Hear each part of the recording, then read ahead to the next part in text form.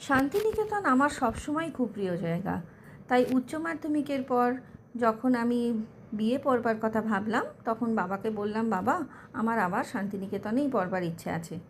বাবা বলল, দেখো পরীক্ষা দাও, যদি চান্স পাও নিশ্চয়ই পড়বে। তো পরীক্ষাও দিলাম আর চান্সও পেয়ে গেলাম। তো আমি ফিলসফি নিয়ে পড়েছিলাম। শান্তিনিকেতনে যখন আসি তখন সেই ছোটোবেলার থেকে একটু বদলে গেছিলো ঠিকই, কিন্তু তবুও সব কিছুই যেন মনে হলো ভীষণ সুন্দর আছে। শান্তিনিকেতনে এসে ব্যাচেলার ডিগ্রি করব, বাড়ির বাইরে কীরকম একটা অন্য রকমের ফ্রিডম। কেউ কিছু বলছে না, কটায় বাড়ি ফিরবো সেটা ভাবতে হচ্ছে না, মাকে আগে থেকে বলে আসতে হচ্ছে না, মা আমার কিন্তু একটু দেরি হবে, বাবা আমাকে খুঁজতে বেরিয়ে যাচ্ছে না একটু দেরি হয়েছে বলে। সব মিলিয়ে কীরকম একটা অদ্ভুত রকমের ফ্রিডম। ব্যাচেলার ডিগ্রি করার সময় আমরা শ্রীসদনে ছিলাম, আর একই ঘরে আমরা প্রায় 6 জন শেয়ার করতাম। প্রথম দিকে এখানে হস্টেলের প্রবলেম থাকে, তাই জুনিয়ররা 6 জন 7 জন মিলে একটা ঘর শেয়ার করে।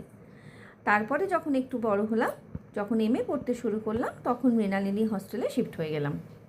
তো যখন আমরা 6 জন একসঙ্গে ছিলাম, সেই সময় সবাই জানতো যে আমি ভালো রান্না করি। কারণ কি হলো, আমার তখন একটু পেটের প্রবলেম হয়েছিল।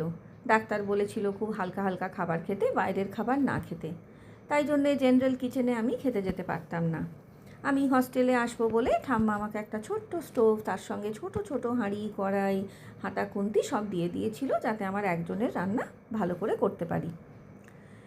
কিন্তু একজন হলে কি হবে, আমার সব রুমমেটরা আস্তে আস্তে আমার খাবারের দলে ঢুকে গেল। প্রথম প্রথম আমি তো সব সবজি মিশিয়ে একটা হালকা ঝোল বানিয়ে নিতাম আর ভাত করে নিতাম।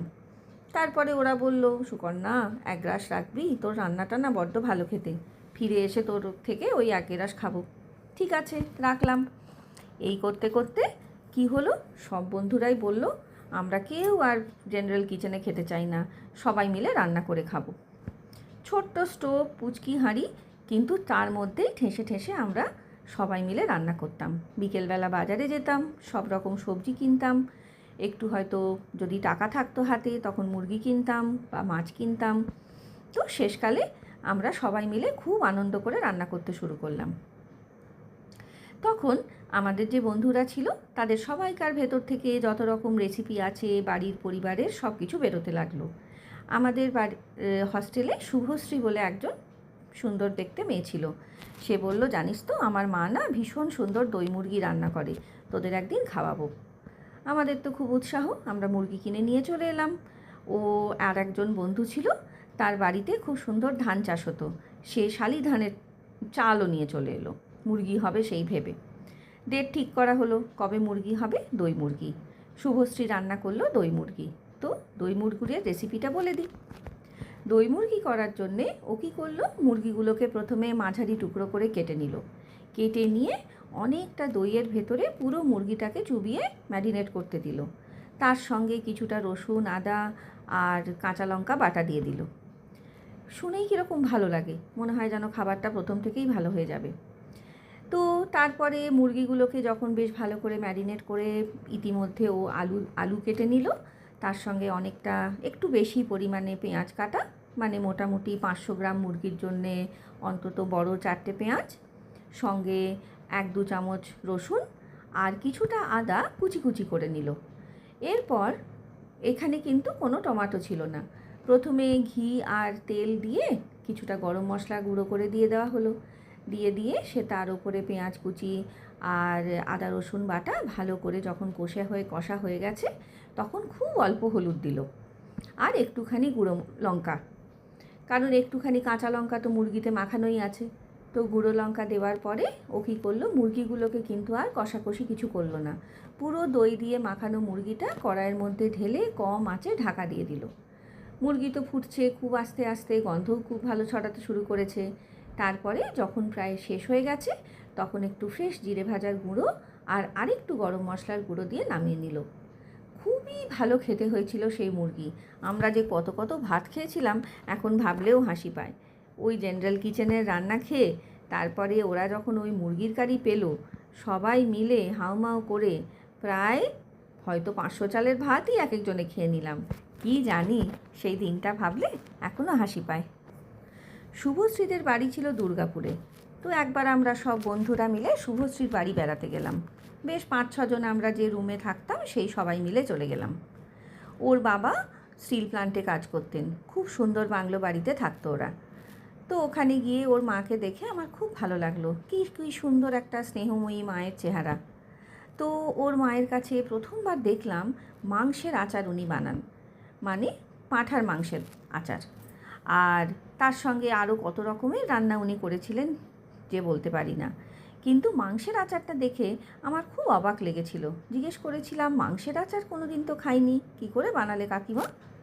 তো কাকিমা বলল, এটা বানানো খুব সহজ, তুমিও বানাতে পারো যদি চাও, তবে আমি তোমাকে লিখে দিচ্ছি। মাংসের আচারের রেসিপিটা ওনার থেকে লিখে নিলাম।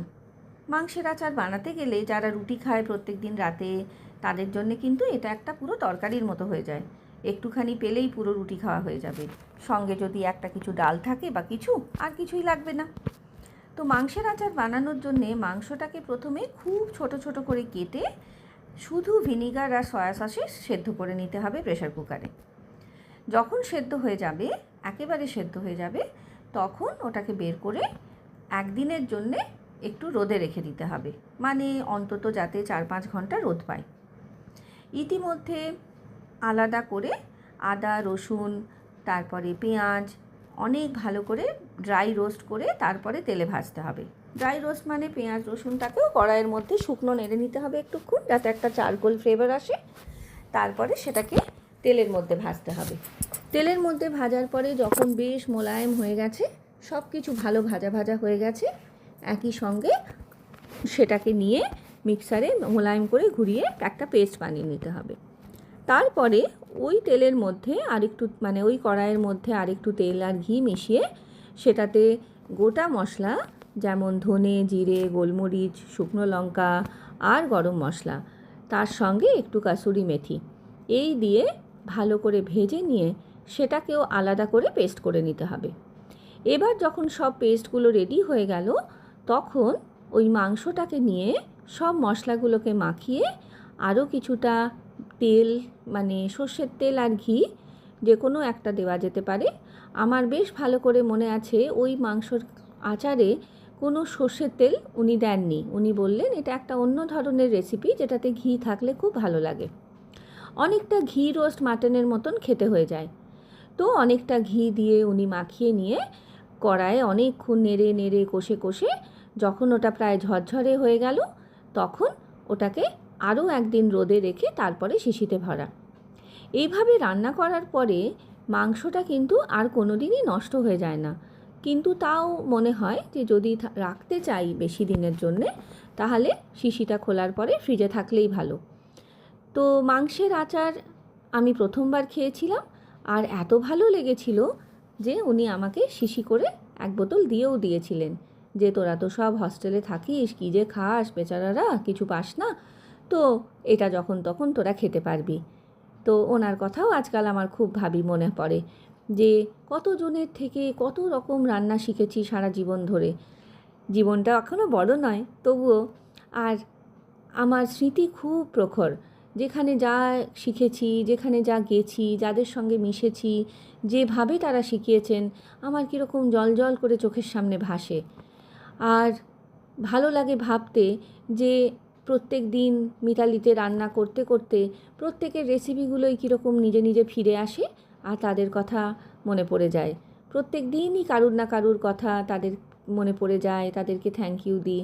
কারণ আমার জন্যে গেস্টরা যে উৎসাহটা পান, আমাকে যে থ্যাংক ইউটা দেন খাবার পরে, সেই থ্যাংক ইউটা আসলে তো তাদেরই পাওয়ার কথা, তাই না? আমি তো ওদের রেসিপিটাকেই দিয়ে এত সুন্দর সবাইকে খুশি করতে পারছি, সেই জায়গাটা তো একেবারে আলাদা, ঠিক না?